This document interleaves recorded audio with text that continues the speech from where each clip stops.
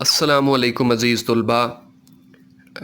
पिछले लेक्चर में हमने सर सैयद अहमद ख़ान का मुख्तसर सा तारुफ़ पेश किया था। आज हम तहरीक अलीगढ़ का पस मंज़र बयान करेंगे कि क्या वजूहात थीं कि सर सैयद अहमद ख़ान ने अपनी ज़िंदगी मुसलमानों के लिए वक्फ़ कर दी और एक ऐसी तहरीक शुरू की जिसने मुसलमानों को दोबारा उनके पाँव पे खड़ा किया। तो इसकी जो पहली मेन वजह थी वो थी 1857 में मुसलमानों और हिंदुओं ने मिलकर एक जंग लड़ी थी बरसगीर के अंदर अंग्रेज़ों से निजात हासिल करने के लिए, जिसे कहते हैं जंग आज़ादी। ये बरसगीर में जंग आज़ादी 10 मई 1857 में लड़ी गई। 10 मई 1857 में क्या लड़ी गई? जंग आज़ादी बरसगीर के अंदर। इसमें मुसलमान भी शामिल थे और हिंदू भी शामिल थे, सारों ने मिलकर लड़ी। और इसका रिज़ल्ट क्या निकला, इसकी अब वजूहात मुख्तलिफ़ हैं, तफसीलात मुख्तलिफ़ हैं और काफ़ी सारी हैं कि मुसलमानों के हालात कैसे थे और आपस में उनका इत्तेहाद नहीं था, और वो एक अलहदा बहस और पस मंज़र है। लेकिन इसका रिज़ल्ट ये निकला कि मुसलमान ये जंग हार गए, हिंदू भी हार गए और मुसलमान भी हार गए। लेकिन हुआ क्या, हिंदुओं ने इंतहाई चालबाजी के साथ, इंतहाई मक्काराना सोच के साथ, हालांकि वो मुसलमानों के साथ इस जंग आज़ादी में लड़े थे, लेकिन उन्होंने ख़ुद को मुसलमानों से अलग कर लिया और अंग्रेज़ों के करीब हो गए और उन्होंने कहा कि ये सारा किया धरा जो है ये मुसलमानों का है। इन्होंने जो है वो ये जंग लड़ी है। तो अंग्रेज़ भी जो है वो भी यही चाहते थे कि अब अगर ये दोनों कौमें इकट्ठी रहे तो फिर हमारा नुकसान है। तो उन्होंने भी हिंदुओं को अपने साथ मिला लिया और मुसलमानों पे जुल्म सितम के पहाड़ तोड़ दिए और मुसलमानों की कसीर तादाद उन्होंने मौत के घाट उतार दी। और मुसलमान होना ही जुर्म करार पर आया बरसगीर के अंदर कि जो भी मुसलमान होता उसे ढूंढ ढूंढ के कत्ल किया जाता। और लॉर्ड रॉबर्ट जो है उन्होंने लिखा है कि दिल्ली के अंदर हर जानिब लाशों के अंबार थे। ये 1857 की बात हो रही। इतने मुसलमान मौत का निशाना बने कि उनके खून से घोड़ों के सम डूब जाते थे। ये एक अंग्रेज़ राइटर लिख रहा है। तो हर तरफ किलिंग्स थी, हर तरफ मौत का बाज़ार गर्म था मुसलमानों के लिए। अब इसके बाद क्या हुआ, ये पहला पॉइंट है कि मुसलमानों को उन्होंने सरेआम कत्ल किया। जो भी उन्हें मुसलमान मिला उन्हें शहीद कर दिया गया, अंग्रेज़ों ने शहीद किया।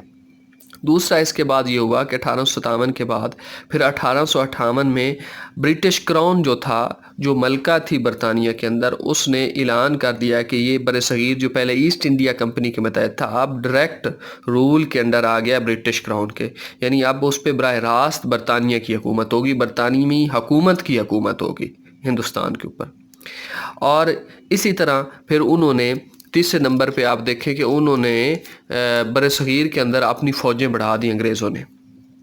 और यहाँ पे फिर उन्होंने ब्यूरोक्रेसी को इंट्रोड्यूस करवाया, अशराफिया, अपनी अशराफिया को अपने ऑफिसर्स लेके आए, उनको इंट्रोड्यूस करवाया और मुसलमानों को हर तरह से दबाया उन्होंने। और मुसलमानों और हिंदुओं के दरमियान उन्होंने इख्तलाफ पैदा किए। हिंदू खुद ही करीब हो गए अंग्रेज़ों के और अंग्रेज़ उनके करीब हो गए, तो हिंदुओं ने इंग्लिश भी सीखना शुरू कर दी, बाकी उलूम भी सीखना शुरू कर दिए।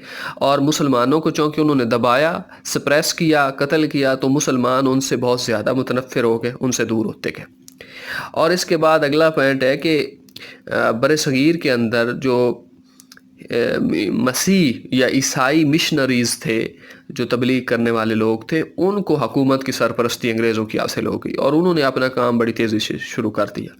इसके अलावा यहाँ के जो लोग थे, जो मुसलमान थे, उन्हें इस सारे मामले में ग़ुलामी की जो है ना वो महसूस होना शुरू होगी कि हम किस तरह हमें इन्हें ग़ुलाम बना लिया। पहले तो किसी न किसी तरह बहादुर शाह ज़फ़र को उन्होंने टाइटल दिया हुआ था कि ये मुसलमानों का जो है वो बादशाह है, मुग़ल बादशाह, लेकिन अब डायरेक्ट मुसलमान जो है वो बरतानवी सल्तनत के अंडर आ गए थे। और फिर बरसगीर के अंदर मुख्तलिफ जो है वो कॉन्स्टिट्यूशनल और पॉलिटिकल मूवमेंट्स जो हैं वो शुरू हो गई।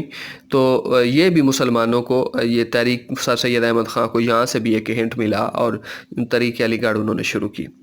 इसके बाद उस दौर में अलीगढ़ मूवमेंट शुरू होने से पहले मुसलमानों की जो है सोशल और अगर हम कल्चरल प्रॉब्लम्स की बात करें तो जो वार ऑफ इंडिपेंडेंस है, यानी कि जंग आज़ादी, उसके रिएक्शन में انہوں نے انگریزوں نے مسلمانوں کا جو ثقافت تھی اور جو ثقافتی ورثہ جو سائٹس تھیں، جو مختلف جگہیں تھیں، پلیسز تھیں، ان کو تباہ کرنا شروع کر دی۔ اسی طرح انہوں نے مسلمانوں کو تعلیم میں بھی پیچھے دھکیل دیا۔ ہندوؤں نے بہت تعلیم پہ زور دیا اور وہ آگے تعلیم حاصل کرتے گئے، اور مسلمان جو تھے وہ ایک تو مسلمانوں کے اندر یہ تھا کہ یہ انگریز جو ہے، یہ جو انگریزی زبان ہے یہ ہماری اپنی زبان نہیں ہے، تو یہ ہمارے لیے حرام ہے۔ تو مسلمان جو ہے نہ انہوں نے جو ویسٹرن اور ماڈرن ایجوکیشن تھی اس کی طرف توجہ دی، اور اس پہ کون حاوی ہو گئے؟ ہندو حاوی ہو گئے۔ اور اسی طرح یہاں کا جو 1867 کے اندر اردو ہندی جو جھگڑا ہوا، اس میں بھی اب اردو کو آہستہ آہستہ انگریزوں اور ہندوؤں دونوں نے مل کے کوشش کی کہ یہ مسلمانوں کی زبان ہے اور یہ مسلمانوں کو اس سے پیار، اس کو ختم کرنے کی انہوں نے کوشش کی۔ اور ساتھ ہی ظاہری بات ہے اس دور میں لٹریچر بھی زیادہ، جو کتب لکھی گئی تھیں وہ بھی اردو میں تھیں، تو ان کو بھی ختم کرنا شروع کیا۔ اور اسی طرح پھر اگر ہم مسلمانوں کے معاشی حالات کا جائزہ لیں تو مسلمانوں پہ جو تھے نوکریوں کے دروازے بند کر دیے گئے، مسلمانوں کی جگیریں چھن گئیں، ان کی جائیدادیں جو بھی تھیں وہ ضبط کر لی گئیں اور وہ ہندوؤں میں بانٹ دی گئیں، ان کے کاروبار 1857 کی جنگ آزادی کے بعد بند کر دیے گئے، اور خصوصاً سرکاری ملازمتوں میں خصوصاً انہیں فوج سے نکال دیا گیا کہ یہ باغی ہیں اور یہ بغاوت کرتے ہیں۔ مسلمانوں کو جو مسلمان کسان تھے ان کو زمینوں سے بے دخل کر دیا گیا، اور ان کی زمینیں اور جگیریں جو تھیں وہ غیر مسلموں کو بطور انعام دے دی گئی۔ سر سید احمد خان نے اس کا نقشہ کچھ یوں کھینچا ہے 1857 کی جنگ آزادی کے حوالے سے کہ کوئی بلا آسمان سے ایسی نہیں اتری جس نے زمین پر پہنچنے سے پہلے کسی مسلمان کا گھر نہ ڈھونڈا ہو۔ یعنی جو بھی اس دور میں مصیبت آ رہی تھی وہ سیدھی مسلمانوں پہ ٹوٹ رہی تھی انگریزوں کی طرف سے۔ تو مسلمان قوم جو تھی وہ ذلتوں کا شکار ہو چکی تھی، اپنی جانیں بچانے کے لیے دور دور کی دراز علاقوں میں ہجرت کر گئے تھے اور اپنے نام بدل بدل کے رکھ رہے تھے۔ اور اگر ہم دیکھیں کہ مختلف علاقوں میں جو ہے وہ زراعت نہ ہونے کی وجہ سے قحط پڑ گیا، اور مسلمانوں کی جو تھی تجارت وہ تباہ ہو گئی، مسلمانوں کی جو لوکل انڈسٹری تھی وہ برٹش گورنمنٹ نے اس کو نیشنلائز کیا اور اس کو اپنے ساتھ ملا لیا، مسلمان جو وکیل تھے ان پہ پابندیاں لگ گئیں، مسلمان جو ڈاکٹرز اس دور میں حکیم وغیرہ ہوتے تھے ان پہ پابندیاں وغیرہ لگ گئیں، تو مسلمانوں پہ یہ معاشی طور پہ پھر مذہبی آزادیاں مسلمانوں کی چھین لی گئیں، جو مسجدیں تھیں ان پہ تالے لگا دیے گئے، اور بعض مسجدیں بطور استبل یعنی ان میں گھوڑے باندھتے تھے وہ استعمال کرنے لگے انگریز، اور مسلمانوں کے جو تعلیمی مراکز تھے وہ بند کر دیے گئے۔ اور جو پہلے مسلمانوں کی آبادی 100% تعلیم یافتہ ہوا کرتی تھی اس دور میں، مسلمانوں کے دور میں، وہ بعد کے دور میں تعلیمی سہولیات سے محروم ہو گئی، اور جو ہے اسی دور میں اسلام اور حضرت محمد صلی اللہ علیہ وآلہ وسلم کے خلاف بھی اسی دور میں جو ہے وہ کتابیں بھی لکھی گئیں، اور یہ جو جب 1857 کی بات کر رہا ہوں، جب انگریزوں کا یہاں پہ حکومت تھی تو مسلمانوں کے مذہب کا مذاق اڑایا گیا، ان کی ہر طرح سے جو ہے وہ دل آزاری کی گئی۔ تو 1857 کی جنگ آزادی کے بعد جو ہے مسلمان وہ ناقابل اعتماد قرار پائے۔ انگریزوں نے کہا کہ ان پر ہم اعتماد نہیں کر سکتے، اور ان کو خاص طور پر معاشی اعتبار سے انہوں نے کمزور کرنے کی کوشش کی اور انہیں ملازمتوں سے نکال دیا۔ ہنٹر ڈبلیو ہنٹر ایک انگریز ہے جس نے ایک بک لکھی دا انڈین مسلمان، اس میں وہ لکھتے ہیں کہ زیری بنگال میں جہاں ملازمتوں کے بارے میں تحفظ کا اتنا اہتمام نہیں ہوتا اور پرانے دوستانہ انداز میں تقرریاں ہوتی ہیں، نوجوان مسلمانوں کی تعداد بہت کم ہے، جو مسلمان موجود ہیں وہ سفید داڑھیوں والے ہیں۔ ابھی 10 سال قبل کی بات ہے کہ تمام عہدے مسلمانوں کو ہی ملا کرتے تھے، یعنی 10 سال پہلے تک تو یہ عہدے مسلمانوں کے پاس تھے، اس کے بعد جو ہے وہ انگریزوں نے ہندوؤں کو دینے شروع کر دی۔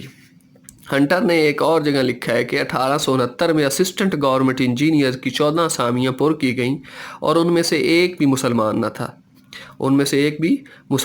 تھا۔ اور اسی طرح وہ لکھتے ہیں کہ پبلک ورکس ڈپارٹمنٹس کے سب انجینئروں اور سپروائزروں کی 24 اسامیاں ہندوؤں کو دی گئیں اور صرف ایک مسلمان کے حصے میں آئی، اور اسی طرح اور 63 اسامیاں اوورسیئر جو تھے ان کی ہندوؤں کو دی گئیں۔ یہ ہنٹر لکھ رہا ہے، انگریز اپنی کتاب میں لکھ رہا ہے۔ اور اس دور میں مسلمان ہونا ہی مسلمانوں کے لیے جرم قرار پایا۔ تو یہ وہ صورتحال تھی جس میں سر سید احمد خان نے محسوس کیا کہ مسلمان قوم مغربی تعلیم سے نفرت کرنے اور انگریزوں کے عناد یعنی ان کے بغض، ان کی دشمنی کی وجہ سے تنزلی کی طرف جا رہے ہیں، اور مسلمان قوم تنزلی کے گڑھے میں گر گئی ہے۔ اس لیے انہوں نے مسلمانوں میں مغربی تعلیم کی اشاعت اور مسلمان اور انگریزوں میں مفاہمت، آپس میں صلح پیدا کرنے کی، مفاہمت پیدا کرنے کی کوشش کی، اور اس کے لیے اپنی زندگی وقف کر دی۔ تو انہوں نے کون کون سی خدمات سر انجام دیں، یہ ہم نیکسٹ ٹاپک انشاءاللہ اس پہ کریں گے۔ تو یہاں تک کوئی اگر کویسچن ہو تو وہ آپ میسج کر دیں۔ شکریہ۔